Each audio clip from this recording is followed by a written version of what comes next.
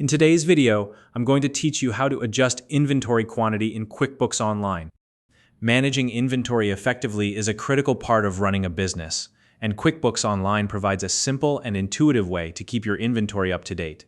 Whether you're correcting an error, accounting for a recent stock count, or simply updating quantities to reflect your current inventory, this step-by-step guide will show you exactly how to make adjustments quickly and accurately.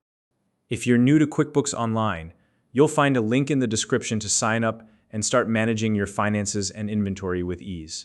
Let's get started. First, sign in to your QuickBooks Online account. Once you're logged in, look to the left-hand side of your screen and navigate to the Sales section in the panel. Click on it, and from there select the tab labeled Products and Services. This is where all your inventory items are listed. Next, locate the specific product you need to adjust.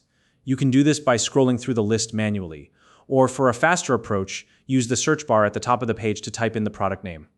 Once you've found the item, you'll need to select it. You can do this by either double-clicking on the product name or clicking the Edit button that appears next to it. Now, you'll see the Item's Details panel. Look for the Quantity field here. This is the section where you can update the inventory count. Click on the field to make it active, and then go ahead and enter the new quantity that reflects the actual count of the item.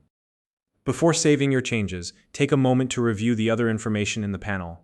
This ensures that no unintended changes have been made to other fields.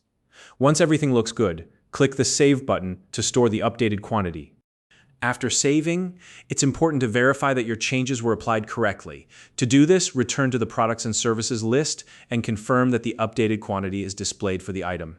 If the quantity doesn't look right or you notice an error, simply reopen the item and adjust the quantity again as needed. Finally, it's a good idea to document the reason for the adjustment in your internal notes. This helps provide a clear record of why the change was made, which can be useful for future reference. If you need to adjust quantities for additional items, you can repeat this same process for each product. And that's all there is to it. Adjusting inventory in QuickBooks Online is straightforward, and with these steps you can keep your records accurate and up to date. If you found this video helpful, please like and subscribe.